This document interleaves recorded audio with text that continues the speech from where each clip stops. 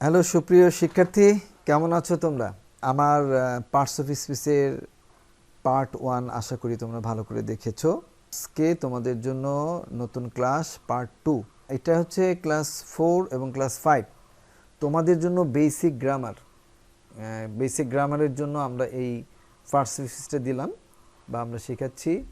But don't worry, আমরা এই parts of স্পিচের নোটটা তোমাদেরকে ক্লাসে আমরা আবার দিয়ে দেব, কেমন? তো চলো আজকে আমরা চলে যাই পার্টস অফ স্পিচের আলোচনায়।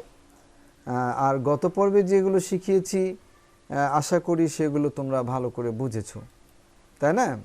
এবং কোথাও যদি বুঝতে প্রবলেম হয় তোমরা আমাকে ওই জায়গাটা নোট ডাউন করে রাখো, ক্লাসে আমাকে বলবা। আর এখন আমি ক্লাস শুরু করব। আমরা গতবার শুরু করেছিলাম নাউন, প্রোনাউন, অ্যাডজেক্টিভ। আজকে কিন্তু আমরা ভার্ব নিয়ে আলোচনা করব। খুব মজা করে আশা করি শিখাবো তোমাদের। ভার্ব সম্পর্কে আমরা একটু করে নেই। আর বিষয়টা হচ্ছে যে ভার্বটা আসলে কি, এটা নিয়ে আমাদের প্রথমে কাজ হচ্ছে ভার্ব, যার বাংলা হচ্ছে ক্রিয়া। ক্রিয়া মানে কিন্তু কাজ, ক্রিয়া অর্থ কাজ। তোমাকে প্রথমেই খেয়াল করতে হবে যে ভার্ব কোথায় থাকে, ভার্ব একটা বাক্যের মধ্যে কি কি ভূমিকা পালন করে। একটা বাক্যে ভার্ব ছাড়া সে বাক্যটা কি জানো? মৃত্যু বাক্য।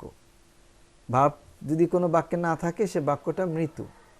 আর হচ্ছে ভার্ব হচ্ছে একটা বাক্যের অক্সিজেন। কেননা ভার্ব ছাড়া তো তোমার মনের ভাবটাই প্রকাশ করতে পারবে না। তো মনের ভাব যদি প্রকাশ করতে না পারো তাহলে তো এটা বাক্য হলো না। ঠিক আছে, তোমাকে খেয়াল রাখতে হবে ভার্বটা কোথায় থাকে, আমরা সেটা আলোচনায় আসছি। তাহলে ভার্বটা কি করে? ভার্ব আমি এর আগেও বলেছিলাম যে একটা বাক্যে যে সাবজেক্ট তার মনের ভাবকে প্রকাশ করে ভার্বের মধ্য দিয়ে, তাই না? তো ভার্ব ছাড়া কিন্তু হবে না। এখন ভার্বগুলা কি কি এবং প্রকার কি, এটা তোমরা আস্তে আস্তে শিখে নিবা। চলো আমরা ডেফিনেশনে যাই, সংজ্ঞাতে যাচ্ছি আমরা। কি রয়েছে দেখো, যে ওয়ার্ড দ্বারা কোনো কাজ করা বা হওয়া বোঝায় তাকেই ভার্ব বলে। আর আরেকটা আমরা দিয়েছি সংজ্ঞা, সাবজেক্ট দ্বারা কোনো কিছু করা, বলা, হওয়া এবং থাকাকে ভার্ব বলে। ইংলিশের সংজ্ঞাটা দাঁড়াচ্ছে এভাবে, a verb is a word that tells something about a person or a thing. মানে কি, একটা ভার্ব হচ্ছে এমন একটি শব্দ যা বলে সামথিং, টেল সামথিং, কিছু বলে। কার সম্পর্কে বলে? একটা ব্যক্তি সম্পর্কে অথবা একটা বিষয় সম্পর্কে বলে। তাহলে মনে হয় আমরা একটা ভার্ব চিনে ফেললাম। এবার চলো না আমরা কিভাবে ব্যবহারটা শিখব। এক্সাম্পল দিয়েছি এখানে 5টি। প্রথমটা রয়েছে I am singing a bird. এখানে দেখো I am singing a bird. এখানে ভার্ব বলতে কিন্তু আমরা বুঝাইছি মেইন ভার্ব। এটাও কিন্তু একটা ভার্ব, এটাও একটা ভার্ব, কিন্তু এই ভার্ব আর এই ভার্ব কিন্তু এক নয়। ঠিক আছে, আমরা এই ব্যাপারে আরও জানবো। আপাতত তোমরা শিখে নাও। যেমন দেখো সিঙ্গিং, এই যে I am singing a song, আমি একটি গান গাচ্ছি। তাহলে আই কি করছে? গান গাচ্ছে। আমি যদি সিঙ্গিংটা তুলে দিই তখন কি গান গাইতে পারবে? দেখো তো তখন কি দাঁড়ায়, আই অ্যাম এ সং, তুমি তখন একটা গান হয়ে যাবা। হাস্যকর না? তা তো হবে না। তাহলে একটা বাক্যের ভার্ব হচ্ছে অক্সিজেন। অক্সিজেন ছাড়া যেমন জীবন চলে না, তেমনি ভার্ব ছাড়া বাক্য হয় না। এখন প্রসঙ্গ তোমার কাছে আসতে পারে এরকম যে স্যার এখানে তো ভার্ব রয়েছে, তাহলে এটা কি? মনে রাখবা মেইন ভার্বের আগে যদি কোনো ভার্ব থাকে সেই ভার্বটাকে আমরা বলি হেল্পিং ভার্ব বা অক্সিলারি ভার্ব। ক্লিয়ার? তাহলে এখানে কিন্তু সিঙ্গিং এর আগে অ্যাম রয়েছে। তাহলে অ্যাম কি করছে? সিংকে হেল্প করতেছে, এই জন্য এর নাম কিন্তু হেল্পিং ভার্ব। এর আরেকটি নাম আছে অক্সিলারি ভার্ব। তাহলে এখানে দেখো I am singing a bird, এখানে অ্যাম মেইন ভার্বকে কি করছে? হেল্প করছে। তাহলে অ্যামটা এখানে হেল্পিং ভার্ব, কিন্তু আমরা ভার্ব হিসেবে ধরবো সিঙ্গিং, আন্ডারলাইন করে দেওয়া আছে।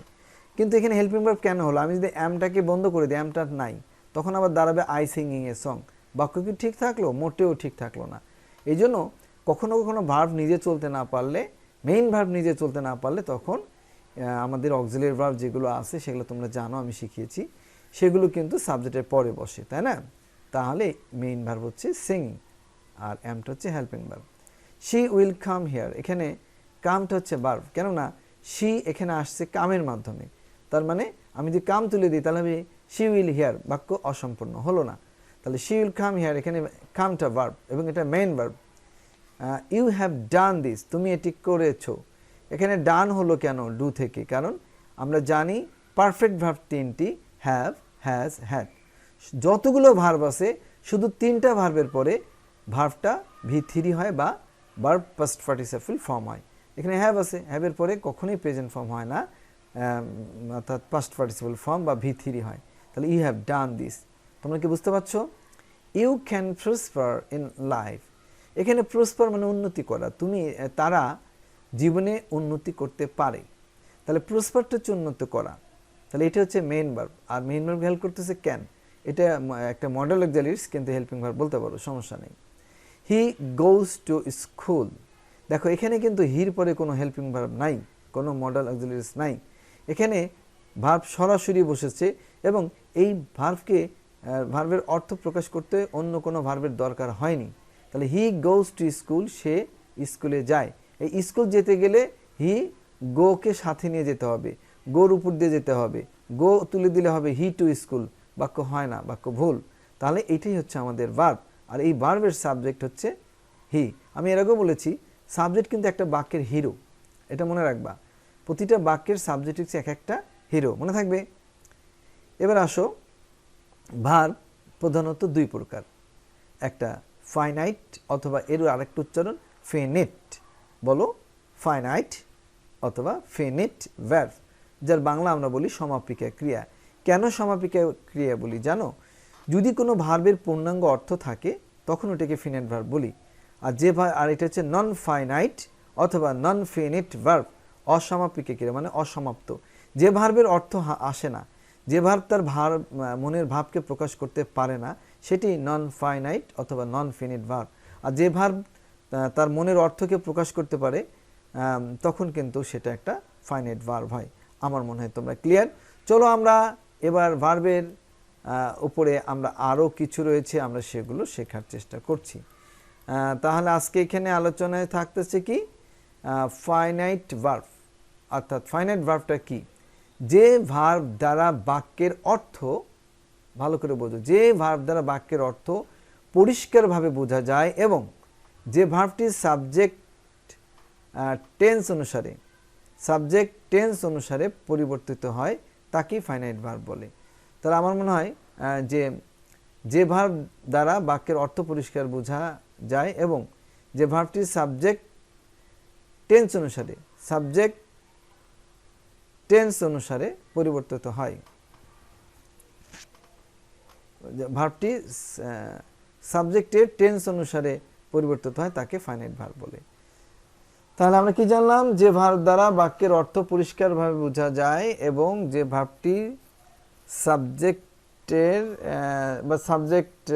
এর টেন্স অনুসারে পরিবর্তিত হয় তাকে ফাইনাইট ভার্ব বলে। আচ্ছা দেখো, হি কেম অ্যান্ড স্যাট ডাউন, দেখো এখানে হি কেম, সে আসলো এবং এখানে বসলো। এখানে ভার্ব কোনটা? কেম একটা ভার্ব, স্যাট একটা ভার্ব, তাহলে এটা কিন্তু একটা ফিনিট ভার্ব। দেখো কেমের অর্থ আছে, হি কেম সে আসলো, স্যাট বসলো, তাহলে এর কিন্তু পূর্ণাঙ্গ অর্থ আছে, এই জন্য এটা finite verb.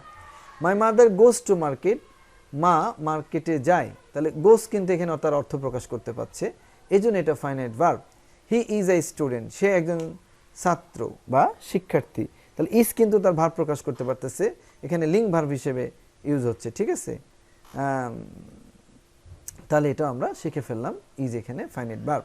I do the works, আমি কাজগুলো করি, তাহলে ডু কিন্তু তার ভাবকে প্রকাশ করতে পারতেছে, ডু অর্থ করি। আবার he has a new pen, তার একটা নতুন কলম আছে, হ্যাজ দ্বারা কিন্তু তার ভাবকে প্রকাশ করতেছে যে এই শির কি আছে, একটা নতুন কলম আছে। তাহলে এখানে যতগুলো ভার্ব আন্ডারলাইন করা আছে সবগুলোই কিন্তু একটা ফাইনাইট ভার্ব। কেন? প্রত্যেকটা ভার্ব তার নিজস্ব অর্থ নিজের মতো করে প্রকাশ করতে পারছে। কিন্তু চলো তো নন ফাইনাইট অথবা নন ফিনিট ভার্ব কি বলছে? যে ভার্ব দ্বারা বাক্যের অর্থ পরিষ্কারভাবে বোঝা যায় না। দেখো এইটা হচ্ছে যে ভার্ব দ্বারা বাক্যের অর্থ পরিষ্কার বোঝা যায়, আর যে ভার্ব যে ভার্ব যে ভার্ব দ্বারা বাক্যের অর্থ পরিষ্কার বোঝা যায় না এবং যে ভার্বটি টেন্স সাবজেক্ট অনুসারে অর্থাৎ টেন্স সাবজেক্ট অনুসারে পরিবর্তিত হয় না তাকে নন ফাইনাইট ভার্ব বলে।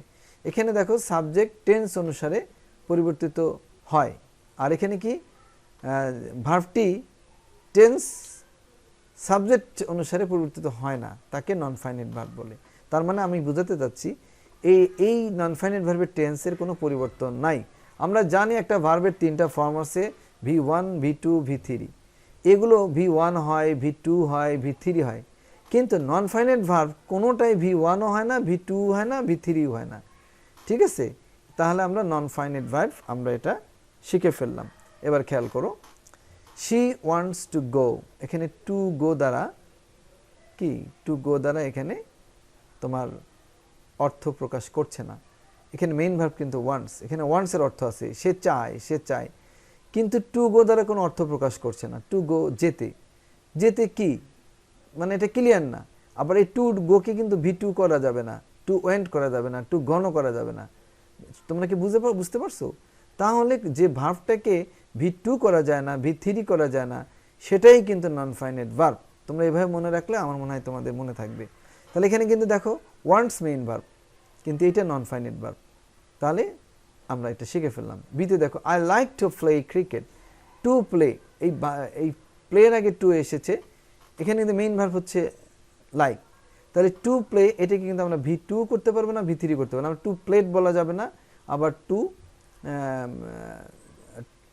টু প্লেট বলা যাচ্ছে না, কারণ প্লের V2 হচ্ছে প্লেট, V3 হচ্ছে প্লেট। তাহলে টু যুক্ত ভার্ব এটা একটা নন ফাইনাইট ভার্ব। তোমরা মনে হয় ক্লিয়ার। এবার ছিতে আসো, হি কেম হিয়ার ডান্সিং। এখানে কেমটা মেইন ভার্ব, কিন্তু ডান্সিংটা হচ্ছে নন ফাইনাইট ভার্ব। যে সে এখানে নাচতে নাচতে আসলো, এখন ডান্সিংকে V2 করা যায়, ডান্সিং হয় না, তাহলে এর কোনো অর্থ নাই, পরিষ্কার অর্থ নাই, শুধু নাচকে বোঝাচ্ছে।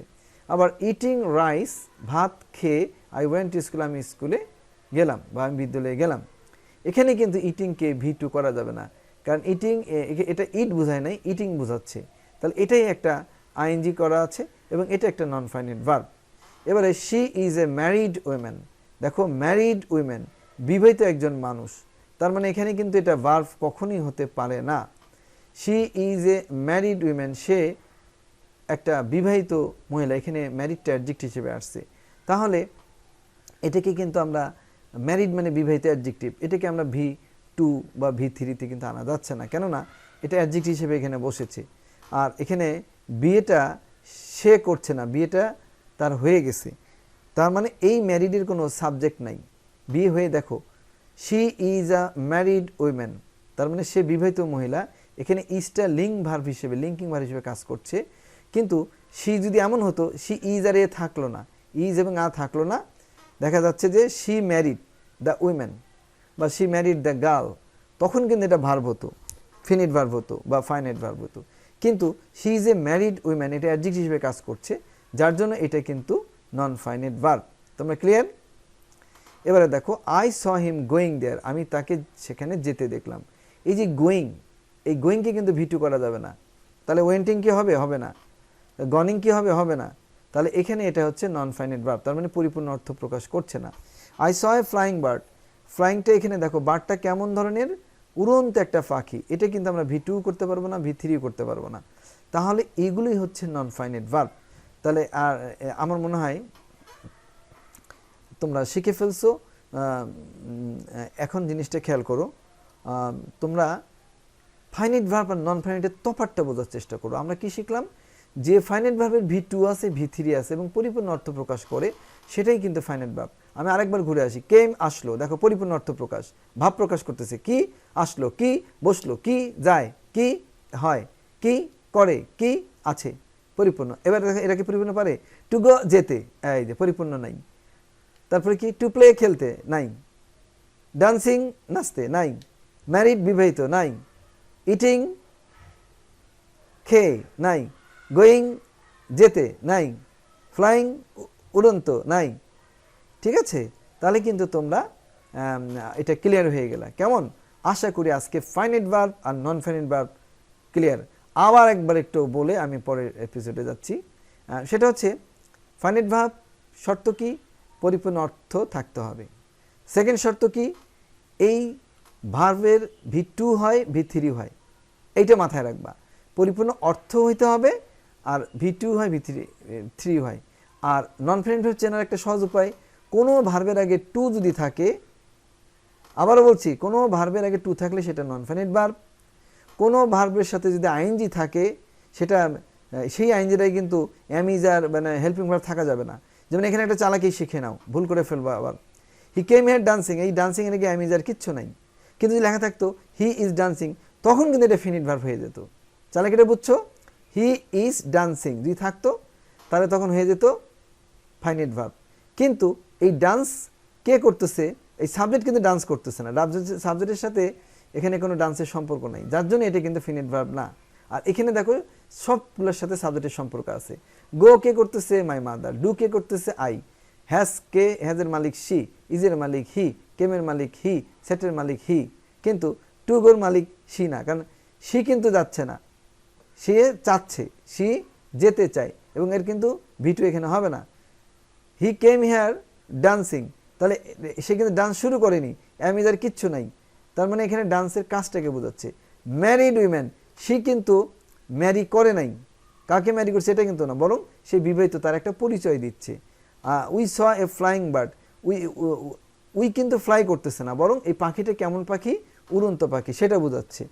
ঠিক আছে, দেখো ফ্লাইং এর আগে অ্যামিজার নাই, তাহলে আইএনজি থাকলে, যদি অ্যামিজার ওয়াজারের পরে যদি আইএনজি থাকতো তাহলে এটা ফিনিট ভার্ব হতো। কিন্তু যেহেতু আইএনজি ভার্ব নাই, বরং কোনো নাউনের আগে বসছে, এগুলা ডিটেল আলোচনা পরে হবে, কারণ এখানে জিরেন্ডের ব্যাপার আছে, পার্টিসিপলের ব্যাপার আছে। আমার মনে হয় তোমরা বুঝে গেছো। চলো না আমরা আরেকটু এগেই। এবার ফিনিট ভার্ব আবার দুই প্রকার, দেখছো একটার পর একটা এগুলো চলে আসবে, আমরা খুব সুন্দর করে মনোযোগ সহকারে শিখব। ফিনিট ভার্ব বা ফাইনাইট ভার্ব আবার দুই প্রকার, একটা কি প্রিন্সিপাল, প্রিন্সিপালে আর এক নাম মেইন ভার্ব। তাহলে কি প্রিন্সিপাল ভার্ব অথবা মেইন ভার্ব, আর একটা কি অক্সিলারি এবং হেল্পিং ভার্ব, একটু আগেই কিন্তু আলোচনা হলো। চলো আমরা দেখি কি বলেছে। প্রিন্সিপাল এবং মেইন ভার্বটা কি জিনিস? যে ভার্ব অন্য কোনো ভার্বের সাহায্য ব্যতীত, মানে সাহায্য ছাড়া, যে ভার্ব অন্য কোনো ভার্বের সাহায্য ছাড়া বা ব্যতীত স্বাধীনভাবে অর্থ প্রকাশ করতে পারে তাকে প্রিন্সিপাল ভার্ব বলে। অর্থাৎ প্রিন্সিপাল ভার্ব কোনো ভার্বের সাহায্য নেয় না, এবং প্রিন্সিপাল ভার্ব সবসময় একাই থাকে, তার আগে কোনো ভার্ব থাকে না। মনে থাকবে? চলো উদাহরণে দেখা যাক। He told me a story, সে আমাকে একটি গল্প বলবো। এখানে দেখো টোল্ডের আগে কিন্তু কোনো ভার্ব নাই, তাহলে হি সরাসরি টোল্ড করতেছে, তাহলে এটা হচ্ছে প্রিন্সিপাল ভার্ব। তোমরা ক্লিয়ার? সে আমাকে একটি গল্প বললো। এবার দেখো she completed the work, she নিজে কমপ্লিট করতেছে, এই কমপ্লিট ভার্বের আগে কোনো ভার্ব নাই, সো এটা একটা principal verb. She completed the work, সে কাজটি কমপ্লিট করলো বা সম্পূর্ণ করলো। হি রানস ফাস্ট, সে দ্রুত দৌড়ায়। এখানে দেখো রান হচ্ছে মেইন ভার্ব, কারণ হি সরাসরি রানের সাথে জড়িত, আর রানের আগে কোনো অক্সিলারি ভার্ব নাই। Father red the letter, father বইটি পড়লো, এখানে পাঁচটা আছে, এই রিডের আগে কিন্তু আমি যার কিচ্ছু নাই, তাহলে এটা প্রিন্সিপাল ভার্ব। কি শিখলাম আমরা? যদি কোনো হেল্পিং ভার্ব, এই অক্সিলারি হেল্পিং ভার্ব যদি এই মেইন ভার্বের আগে না থাকে, তাহলে এটা main verb, main verb, main verb বা প্রিন্সিপাল ভার্ব, এবং এই ভার্ব কারো সাহায্য নেয় না। ক্লিয়ার? আচ্ছা, এবার আসো পরেরটায়। অক্সিলারি এবং হেল্পিং ভার্বটা কি জিনিস? যে ভার্ব স্বাধীনভাবে অর্থ প্রকাশ করতে পারে না, অর্থাৎ প্রিন্সিপাল ভার্ব যেভাবে স্বাধীনভাবে অর্থ প্রকাশ করে, অক্সিলারি হেল্পিং ভার্ব কিন্তু করে না। তাই বলছে যে ভার্ব স্বাধীনভাবে অর্থ প্রকাশ করতে পারে না এবং অর্থ প্রকাশের জন্য প্রিন্সিপাল ভার্ব মানে এই ভার্বের উপরে নির্ভর করে, তাকে অক্সিলারি বা হেল্পিং ভার্ব বলে। চলো আমরা বোঝানোর চেষ্টা করি। ইউ ক্যান ডু ইট, তাহলে দেখো এই ডুটাকে যদি আমরা তুলে দিই তাহলে হবে ইউ ক্যান ইট। আরে তার মানে ক্যানকে প্রকাশ করতে গেলে আমার কি লাগে? একটা ভার্ব লাগবে। কি লাগে? প্রিন্সিপাল ভার্ব লাগে। প্রিন্সিপাল ভার্ব ছাড়া এই অক্সিলারি ভার্বের কোনো ভার্ব অর্থ প্রকাশ করতে পারে না, এ পরাধীন। কিন্তু প্রিন্সিপাল ভার্ব থাকলে অর্থটা চলে আসে। যেমন ক্যান মানে পারা, যদি বলা ইউ ক্যান ইট, বাক্যটা কি ঠিক আছে? কারণ ক্যান তো একা একা বসে না, মেইন ভার্ব লাগবে। কিন্তু যখন আমি বলবো ইউ ক্যান ডু ইট, তুমি এটি করতে পারো, তখন কিন্তু এটা একটা পরিপূর্ণ বাক্য হয়ে গেল, এবং এই ক্যানটা তখন কি হয়ে গেল? হেল্পিং ভার্ব হিসেবে। যদি এটা মডেল অক্সিলারিজ, কিন্তু মডেলিজ হলো একটা হেল্পিং ভার্ব, কারণ এরা তো হেল্প করে। দেখো এরপরে I am writing a letter, তাহলে আমি এম এর অর্থ কিন্তু এখানে নাই, কিন্তু এমটাকে প্রকাশ করতে আমি যদি এমটা তুলে দেই তাহলে কি দাঁড়াচ্ছে, আই রাইটিং এ লেটার। বাক্যটা কি ঠিক হলো? বাক্যটা ভুল। কিন্তু এমকে প্রকাশ করতে গেলে একটা রাইট লাগতেছে, তাহলে I am writing a letter. তাহলে এই রাইটিংটা কিন্তু থাকার কারণে এম এর অর্থটা আসতেছে আমি একটি চিঠি লিখছি। তাহলে জিনিসটা বোঝা গেল। এবার আসো সিতে, we have done the work. এখন এই ডান থাকার কারণে হ্যাভের অর্থ আসতেছে আমরা এই কাজটি করেছি, we have done the work. তাহলে কি দাঁড়াচ্ছে যে আমরা যদি ডান তুলে দিই তখন হচ্ছে উই হ্যাভ দ্য ওয়ার্ক হলো, বাক্যটা বল। তাহলে মেইন ভার্ব ছাড়া এই অক্সিলিয়ারি হেল্পিং ভার্ব স্বাধীনভাবে তার অর্থ প্রকাশ করতে পারে না। এবারে দেখো, দে ডু নট গো দেয়ার, এই ডু নট এখানে হেল্পিং ভার্ব। এখন ডু নটের অর্থ প্রকাশ করতে গেলে গোকে লাগছে, আমি গোকে তুলে দিলাম। গোকে তুলে দিলে কি হচ্ছে, দে ডু নট গো দেয়ার, গো মনে করো নাই, তাহলে কি হবে, দে ডু নট দেয়ার, এটা হলো। তার মানে এই ডু নটের অর্থ প্রকাশ করার জন্য একটা মেইন ভার্ব লাগে, সেই মেইন ভার্ব এখানে গো। তাহলে কি বুঝলাম আমরা, অক্সিলিয়ারি ভার্ব প্রকাশ করতে গেলে প্রিন্সিপালের উপর ডিপেন্ড করতে হয়, এরা স্বাধীনভাবে প্রকাশ করতে পারে না। She was singing a song, দেখো সিঙ্গিংকে প্রকাশ করে, সরি ওয়াজকে অর্থ আনতে গেলে তখন সিঙ্গিংটা লাগে, সিঙ্গিং ছাড়া কি হবে, শি ওয়াজ এ সং, বাক্যটা হলো না। তাহলে এটাই হচ্ছে হেল্পিং ভার্ব আর এটা হচ্ছে main verb. My friend will prosper in life, এখানেও দেখো প্রসপারের আগে উইল আছে, আমি যদি প্রসপার তুলে দিই, প্রসপার মেইন ভার্ব তুলে দিই তাহলে অর্থটা প্রকাশ পাবে না, বাক্য ভুল হয়ে যাবে। My friend will in life, এটা হলো, বাক্য ভুল। তার মানে বুঝে গেছো জিনিসটা। Mother does not like fish, এখানে ডাজ নট হচ্ছে হেল্পিং ভার্ব, তাহলে mother does not like fish, মা ফিশ পছন্দ করে না। এখন আমি যদি এই ডাজ নট যদি তুলে দিই, ওয়াজ তুলে দিই, হ্যাভ তুলে দিই, তাহলে বাক্যটা কিন্তু ভুল হয়ে যাবে, একটা রং সেন্টেন্স হয়ে যাবে, তাই না? তাহলে আজকে আমরা কি শিখলাম, আজকে শিখলাম হেল্পিং ভার্ব এবং অক্সিলিয়ারি ভার্ব তার অর্থ প্রকাশ করতে গিয়ে অবশ্যই মেইন ভার্বের উপরে নির্ভর করে, ক্লিয়ার? এবং আবার এই হেল্পিং ভার্ব লাগবেই, হেল্পিং ভার্ব ছাড়া আবার এই ভার্ব প্রকাশ করতে পারে না। আর মেইন ভার্ব যেটা আছে এটা অন্য কোনো ভার্বের সাহায্য নেয় না, নিজে নিজে তার অর্থ, দেখো হি টোল্ড, হি কমপ্লেন, কোনো ভার্ব কিন্তু নেয়নি, ও একা একাই তার অর্থ প্রকাশ করতে পারছে। কিন্তু এখানে দেখো এই অক্সিলিয়ারি ভার্বগুলোর অর্থ প্রকাশ করতে বা অক্সিলিয়ারি ভার্বকে কাজে লাগাতে গেলে অবশ্যই তারপরে একটা মেইন ভার্ব বসাতে হবে। তাহলে আমরা প্রিন্সিপাল এবং অথবা মেইন ভার্ব এবং অক্সিলিয়ারি অথবা হেল্পিং ভার্ব আমরা শিখে ফেললাম। ঠিক আছে, চলো আমরা আরও কিছু শিখি। আমরা ভার্বের পরে কি আসছে, আমাদের অ্যাডভার্ব আসছে। খুব ইম্পর্টেন্ট একটা জিনিস আমি তোমাদের দিয়েছি, আশা করি তোমাদের ভীষণ কাজে লাগবে। প্রথমেই খেয়াল করো অ্যাডভার্বটা কি, এইটা আগে তোমাকে বুঝতে হবে। ভার্ব যেমন শিখলা যে কাজ বোঝায়, তাহলে অ্যাডভার্বটা আবার কি? অ্যাডভার্ব হচ্ছে একটা ভার্ব কিভাবে কাজটা করছে, কোথায় করছে, কখন করছে, অর্থাৎ সময় নির্দেশ করে, স্থান নির্দেশ করে, কিভাবে করছে এটা নির্দেশ করে। তাহলে অ্যাডভার্ব কি কাজ করে তোমরা ভালো করে খেয়াল করো, কিভাবে, ভার্বটা কিভাবে কাজ করছে, সে কিভাবে উত্তর আসলে অ্যাডভার্ব হয়ে যাবে। ভার্বটা কোথায় কাজ করছে, স্থান নির্দেশ করলে অ্যাডভার্ব হয়ে যাবে। ভার্বটা কখন কাজ করতেছে, সময় নির্দেশ করে, তখন ওটা অ্যাডভার্ব হয়ে যাবে।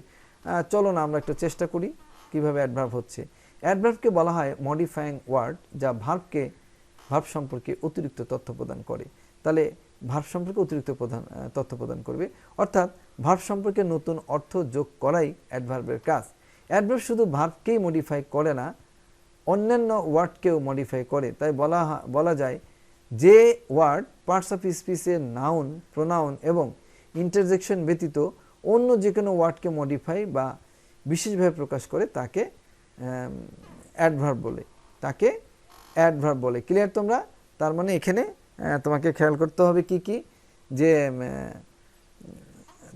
তোমার কি অ্যাডভার্ব শুধু ভার্বকেই মডিফাই করে না, অন্যান্য ওয়ার্ডকেও মডিফাই করে। তাই বলা যায় যে ওয়ার্ড পার্টস অফ স্পিচ এর নাউন, প্রোনাউন এবং ইন্টারজেকশন ব্যতীত, ভালো করে খেয়াল করো, নাউন, প্রোনাউন এবং ইন্টারজেকশন ব্যতীত অন্য যে কোনো ওয়ার্ডকে মডিফাই বা বিশেষভাবে প্রকাশ করে তাকেই অ্যাডভার্ব বলে। চলো আমরা শিখে নিই প্রথমে অ্যাডভার্ব অফ টাইম। তাহলে অ্যাডভার্ব টাইম সময়কে নির্দেশ করে। পৃথিবীর সমস্ত সময় এক একটি অ্যাডভার্ব, ক্লিয়ার? যত সময় আছে সবগুলোই অ্যাডভার্ব। নাম্বার 1 মাথার মধ্যে বুদ্ধি বক্সে ঢুকে নাও। এখন আমি একবার পড়ে শোনাই। এভরিডে এটা একটা সময়, yesterday, today, tomorrow, now, late, always, never, sometimes. Once, twice, before, ago, already, after, often, soon, when, while, early, lately, instantly, presently, recently, immediately, daily, monthly, yearly, weekly, continually, continuously, last week, as, then, at 4 p.m., evening, midnight, morning, at dawn, at night, at noon, afternoon, seldom, tonight, annually, fortnightly, hourly, nightly, ever, frequently, generally, normally, rarely, regularly, usually, occasionally, eventually, finally, at last, fast, formally, next, yet, still, previously, just, forever, afterwards, during, by and by, now and then, again, almost, rarely,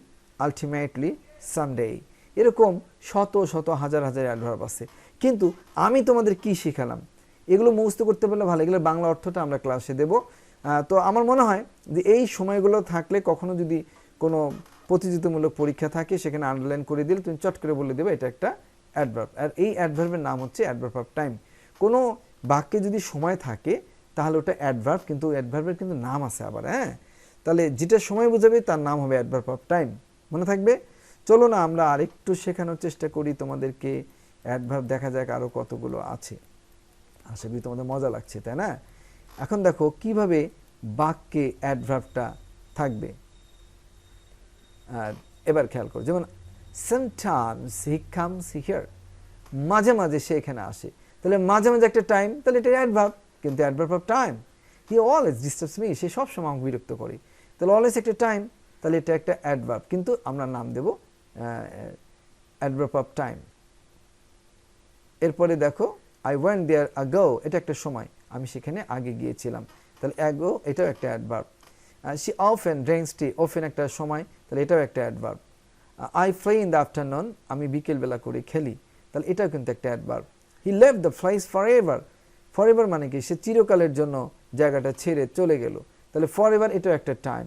finally he won the game, শেষে সে খেলায় জিতে গেল, তাহলে শেষে এটাও কিন্তু একটা time. Never tell আ লাই, কখনই মিথ্যা কথা বলবে না, তাহলে নেভারটা কিন্তু একটা সময়, কখনো, তাহলে এটাও একটা adverb. I woke up at midnight, মধ্যরাতে, এটা একটা টাইম, সো এটাও একটা adverb. He came here late, সে দেরি করে এখানে আসলো, তো দেরি করে, লেট হয়ে গেছে, এটা টাইমকে বোঝাচ্ছে, সো এটাও একটা অ্যাডভার্ব। কেমন? চলো না আমরা আর একটু আগানোর চেষ্টা করি। এবার আসো প্রিপজিশন। অ্যাডভার্বের উপরে আরও অনেক বড় আলোচনা আছে, কিন্তু আজকে আমরা সেগুলো দেইনি। আমি পরবর্তীতে যারা লং টাইম থাকবে আমাদের ইয়েতে, আমরা আশা করি তোমাদেরকে সেটা শিখাবো ইনশাআল্লাহ। এবার আসো প্রিপজিশন, এইটা খুব ইম্পর্টেন্ট একটা লেসন, আমি তোমাদের চেষ্টা করছি।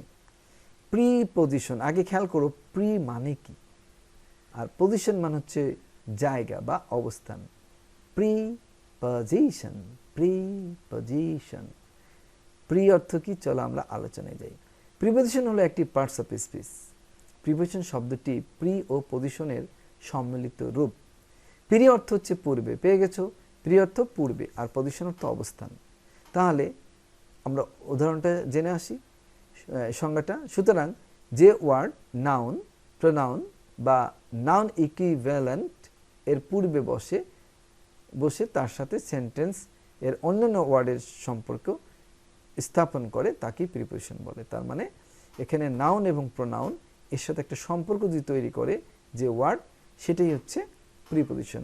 অর্থাৎ প্রি মানে পূর্বে, যে কোনো নাউনের আগে, প্রোনাউনের আগে, বা নাউন ইকুইভ্যালেন্ট। নাউন ইকুইভ্যালেন্ট মানে কি, ওই জাতীয়, ইকুইভ্যালেন্ট মানে হচ্ছে সমজাতীয় আর কি, নাউনের মতো যা আছে, তাহলে নাউন অথবা প্রোনাউনের মতো আর কি। তো পজিশন অর্থ অবস্থান, তাহলে কোনো ওয়ার্ড যদি এই তোমার একটা নাউনের আগে বা প্রোনাউনের আগে বসে, তাহলে আমরা সেটাকে প্রিপজিশন বলবো। চলো না প্রিপজিশনগুলো কতগুলো আছে আমি চেষ্টা করেছি, এগুলো আরও আছে, আপাতত তোমাদের ছোট্ট ক্লাসে তোমরা পড়ো, এটুকু বেসিক্যালি জানো, লং টাইম থাকলে সবই পাবে ইনশাআল্লাহ। দেখো in, to, and to, at, within, between, among, from, on, onto, for, of, under, down, underneath, of, behind, beyond, out, outside, beside, besides। এখানে খেয়াল করো কিন্তু beside হচ্ছে পাশে, আর besides তাছাড়া বা এছাড়া। towards, by, with, without, past, above, over, during, against, regarding, about, before, after, considering, concerning, through, below, along, up, across, beneath, inside, like, often, around, up to, then, alongside, round, opposite, throughout, near, but, as, astride, despite, down, except, excluding, far, pending, via, out, minus, plus। এগুলো সব কিন্তু preparation, অনেকগুলো দিয়ে দিয়েছি যাতে কোনো কোথাও যদি এরকম আন্ডারলাইন পাও এগুলো দিয়ে, তাহলে ওটাকে ডাইরেক্ট বলবো এটা একটা প্রিপোজিশন। চলো না কিভাবে এগুলো বাক্যে থাকতে পারে। He is in the room, তাহলে ইনটা এখানে প্রিপোজিশন। B, I am going to Dhaka, এখানে দেখো টুটা একটা প্রিপোজিশন। এখানে জিনিস খেয়াল করো, প্রিপোজিশন, ঢাকা একটা অবস্থান, কোথায় যাচ্ছ, টু। প্রিপোজিশন সেই জায়গাটাকে নির্দেশ করে, সেটা ভিতরে হতে পারে, বাইরে হতে পারে, কোথাও যাচ্ছ সেরকম হতে পারে। হ্যাঁ, হি কেম ইনটু দ্য রুম, মানে তুমি যে রুমের মধ্যে আসলে, এই ইনটুটা শিওর করে দিচ্ছে তুমি রুমেই আসছো, এই জন্য ইনটু এখানে ইউজ হয়েছে। He must come within a month, তাহলে সে এক মাসের মধ্যেই, এই যে উইদিন, এক মাসের মধ্যেই সে অবশ্যই আসবে। হি ইজ অ্যাট দ্য স্টেশন, এই অ্যাট দিয়ে কি করছে, শিওর করে দিচ্ছে সে স্টেশনেই যাচ্ছে বা স্টেশনে আছে। He is at the station. Divide the mango between the two boys, অর্থাৎ আমটি এই দুটি বালকের মধ্যে ভাগ করে দাও, বিটুইন মানে মধ্যে। I saw the house of Sima, অর্থাৎ আমি সীমার বাড়িটি দেখলাম, তাহলে এটা নাউনের আগে বসছে, ঠিক আছে, এইগুলো বস্তু তার আগেও বসছে। There is a cat under the table, টেবিলের নিচে একটা বিড়াল আছে। তা এইগুলো সব প্রিপোজিশন, তোমরা এগুলো যদি মুখস্থ রাখতে পারো তাহলে তো কাজের কাজ হয়ে যাবে। এই প্রিপোজিশনগুলোর দরকার, যারা 4 বা 5 আছো, আগামীতে ক্যাডেট আছে, অন্যান্য আছে, এখন থেকে জানলে তোমার তখন কষ্টটা কম হবে। হ্যাঁ, আমরা চেষ্টা করব। চলো আমরা আর একটু এগিয়ে যাই।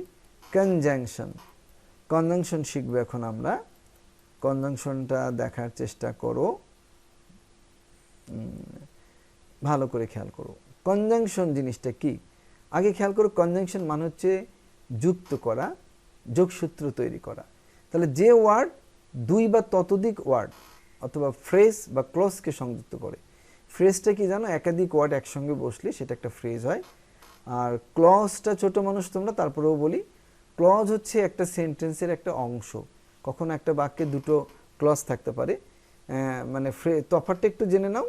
ফ্রেজে একাধিক ওয়ার্ড, কিন্তু ফ্রেজের মধ্যে ভার্ব থাকে না, কিন্তু ক্লজের মধ্যে ভার্ব থাকে, এইটা মাথায় রাখবা। কয়েকটা ওয়ার্ড পাশাপাশি থাকলে হয় ফ্রেজ, কিন্তু ভার্ব থাকা যাবে না।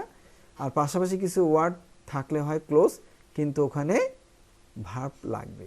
তাহলে ভার্ববিহীন গুচ্ছ শব্দ ফ্রেজ, আর ভার্বযুক্ত গুচ্ছ শব্দ ক্লজ। আমার মনে হয় ক্লিয়ার। এগুলো ক্লাসে অনেক আলোচনা হবে, কোনো টেনশন করো না। চলো আমরা কনজাংশন চিনে নিই। And, bat, or, as well as, while, whereas, for, even though, before, after, when, since, because, so that, till, until, unless, like, as if, in case, providing, whereas, lest, either or, neither nor, otherwise, if, yet, and so, as, অথবা so ... as। এগুলো কিন্তু উদাহরণ দিয়ে আমরা পরবর্তীতে বুঝাবো ক্লাসে ইনশাআল্লাহ। The same ... as, such ... as, such ... that, so ... that, whether, no sooner ... than, scarcely অথবা hardly ... when, either ... or, rather ... than, notwithstanding, not with standing মানে তা সত্ত্বেও, উচ্চারণটা একটু বড় উচ্চারণ, বলো সবাই, not with standing, not with standing, even if, nevertheless, as far as, whatever. শোনো, এখানে ভয় পেও না, এগুলো আমরা দিয়েছি জাস্ট এই ক্লাসটা তোমাকে এগুলো এগুলো মুখস্থ করার চেষ্টা করবা, কিন্তু এগুলো বাক্য আকারে আমরা বোর্ডে তোমাদের নেক্সট বুঝাবো, কোনো টেনশন করো না। কারণ এগুলো আজকে শুধু জেনে নাও এগুলো কনজাংশন, ঠিক আছে? আর এগুলো সব দুটো বাক্যকে যুক্ত করে, যে নো সুনার বাক্যকে যুক্ত করে, দ্য সেম বাক্য যুক্ত করে, স্কার্সলি, এগুলো কিন্তু দুটো ক্লজকে যুক্ত করে, ঠিক আছে? চলো না আমরা কীভাবে উদাহরণে থাকবে। I went to Dhaka and the father received me. তো অ্যান্ড কী করলো? আই ওয়েন্ট টু ঢাকা আর ফাদার রিসিভড মি। এই আই ওয়েন্ট টু ঢাকা এটা একটা ক্লজ, ফাদার রিসিভড মি এটা একটা ক্লজ। কেন? এখানে সাবজেক্টও আছে, ভার্বও আছে। এই দুটো ক্লজকে অ্যান্ড দিয়ে যুক্ত হয়েছে, তাহলে অ্যান্ড এখানে কনজাংশন। এর আগেও বলেছি আমি যে ক্লজ হচ্ছে একটা সাবজেক্ট থাকতে হবে, ভার্ব থাকতে হবে, ঠিক আছে? আই র্যান ফাস্ট, আমি দ্রুত দৌড় দিলাম, but I could not catch the train, আমি দ্রুত দৌড় দিলাম কিন্তু ট্রেনটা ধরতে পারলাম না। Both he and his brother, অর্থাৎ বোথ মানে কি উভয়, সে এবং তার ভাই উভয়ই, অর্থটা দেখো, সে এবং তার ভাই উভয়ই আর গুড, তার মানে সে এবং তার ভাই উভয়ই কি ভালো। You asked me to come, এই তুমি তো আমাকে আসতে বলেছিলে, সো আই কেম, তাই তো আমি এসেছি। সোটাও কিন্তু একটা কনজাংশন, কারণ আই কেমকে এই বাক্যের সাথে যুক্ত করা হয়েছে। উই ইট, আমরা খাই, so that we may live, আমরা বেঁচে থাকার জন্যই খাই, আমরা খাই সো দ্যাট যাতে করে উই মে লিভ, আমরা বেঁচে থাকি। এগুলো কিন্তু ক্লাসে করানো হয়েছে। আশা করি তোমরা বুঝেছো কনজাংশনের কাজ কি, এর উপরে আরও ডিটেল। চলো আমরা এরপরেরটায় আমরা যাওয়ার চেষ্টা করব। ও এখানে আরেকটি বাক্য রয়েছে, please do the work, please do the work like a শোর, অর্থাৎ প্লিজ ডু দ্য ওয়ার্ক হচ্ছে কাজটি দয়া করে করো, লাইক আই, লাইক মানে কি যেমন, যেমনভাবে আমি তোমাকে দেখিয়েছিলাম সেভাবে তুমি এটা করো। তা লাইক মানে এখানে যেমন বোঝাচ্ছে, এই লাইক মানে পছন্দ করা না, যেমন। তোমাদের মনে থাকবে, please do the work like I showed, যেভাবে আমি দেখিয়েছি সেভাবেই দয়া করে কাজটি করো। আর চলো এবার ইন্টারজেকশন, ইন্টারজেকশন দিয়েই আশা করি তোমাদের আজকে ইতি টানবো, আরও বিস্তারিত আলোচনা থাকবে আশা করি। ইন্টারজেকশনটা কি? ইন্টারজেকশনটা খুব জিনিসটা খেয়াল করো, ইন্টারজেকশন হচ্ছে মনের একটা আবেগ হঠাৎ করে প্রকাশ করা। তোমাকে কেউ মনে করো যে একটা চিমটি মেলো, তুমি ও এরকম করে চিল্লা উঠলা না, এটা একটা ইন্টারজেকশন হঠাৎ করে। অর্থাৎ ইন্টারজেকশনটা হচ্ছে তুমি ওই বিষয়টা প্রকাশ করার জন্য তুমি প্রস্তুত না, কিন্তু হঠাৎ করে না হয়ে যায়, বোঝো নাই? হঠাৎ করে চমকে উঠলা, হঠাৎ করে তোমার একটা ইমোশন প্রকাশ করলা, সেটাই কিন্তু ইন্টারজেকশন। এবং আবারও বলে দিই, ইন্টারজেকশনের পরে কিন্তু একটা এক্সক্লেমেশন বা আশ্চর্যবোধক চিহ্ন থাকবে। তাহলে চলো আমরা সংজ্ঞাটা জেনে নিই। যে সকল ওয়ার্ড মনের আকস্মিক মানে কি হঠাৎ করে, আকস্মিক আনন্দ, বিষাদ মানে কি মন খারাপ, এরকম ভয়, ঘৃণা ইত্যাদি প্রকাশ করে, অথচ বাক্যের অন্যান্য শব্দের সাথে এদের কোনো সম্পর্ক থাকে না, তাদেরকে ইন্টারজেকশন বলে। যেমন দেখো, হুররা, কি দারুণ, এলাস, হাই, ব্রাভো, শাবাশ, ফাই ফাই, ছি ছি, চুপ, এই চুপ, হাই হাই, এই যে মি আমাকে, মি আমি, মি আমি, টাট টাট, হাম্প, হ্যালো, এই ধরনের জিনিসগুলো আমাদের এখানে দেওয়া আছে, এগুলো সব তোমরা মুখস্থ করবা। এরপর দেখো কিভাবে আমরা এটা ইউজ করেছি। হুররা, কি মজা, আনন্দ সূচক শব্দ ইউজ করবা কিভাবে দেখো। হুররা, I have stood fast, I have stood fast, তাহলে কি, কি মজা, আমি প্রথম হয়েছি। তাহলে এই যে কি দারুণ, আমি প্রথম হয়েছি, এই হুররাটা কিন্তু একটা চট করে বললা, হুররা, হঠাৎ করে তুমি প্রস্তুত ছিল না এটা বলার জন্য, এটা একটা ইন্টারজেকশন। তারপরে কি আসলো, alas, alas, alas I am undone, হাই আমার পোড়া কপাল, তো অ্যালাস মানে কি দুঃখ প্রকাশ করতে, হাই আমার পোড়া কপাল। ব্রাইভো, শাবাশ, কাউকে উৎসাহ দেওয়ার জন্য, ব্রাইভো, ইউ হ্যাভ ডান ওয়েল, শাবাশ তুমি খুব ভালো করেছো। ফাই ফাই, ছি ছি, ঘৃণা প্রকাশ করতেছি, ইউর এ লায়ার, ছি ছি তুমি মিথ্যাবাদী, এগুলো সব কিন্তু ইন্টারজেকশন। তাহলে আজকে আমরা কি এরকম অনেক আছে, এখানে আমরা সংক্ষিপ্ত বোঝানোর চেষ্টা করছি। তো দেখা যাক, আমরা তোমাদেরকে আরেকটু এগিয়ে নেওয়ার চেষ্টা করছি। এখানে আমরা আরও দিয়েছি, দেখো